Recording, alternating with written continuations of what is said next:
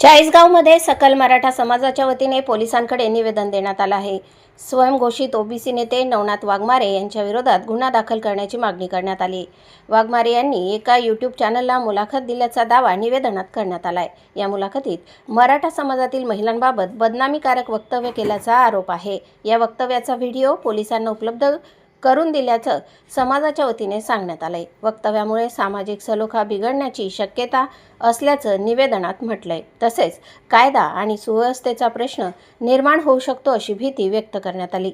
सामाजिक आणि राजकीय स्वार्थासाठी जातीय तेढ निर्माण केली जात असल्याचा आरोपही करण्यात आला।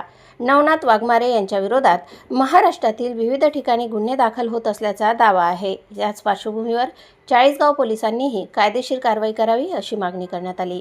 या प्रकरणात समाजातील एक व्यक्ती फिर्याद देण्यास तयार असल्याचं निवेदनात नमूद आहे।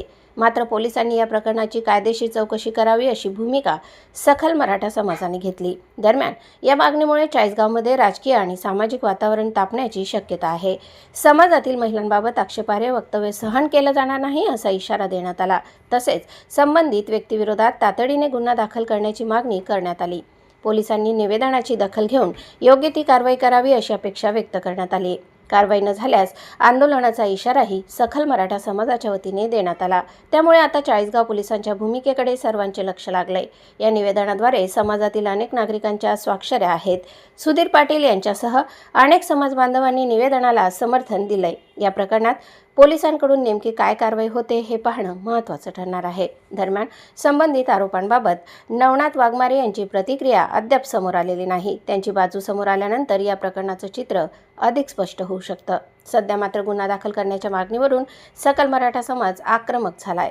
पोलिसांनी व्हिडिओ आणि निवेदनाची पडताळणी करून निर्णय घ्यावा अशी मागणी आहे। या प्रकरणामुळे चाळीसगावमध्ये सामाजिक सलोख्याचा मुद्दा पुन्हा चर्चेत आलाय। कायदा हातात न घेता कायदेशीर मार्गाने कारवाई करण्याची मागणी करण्यात आली।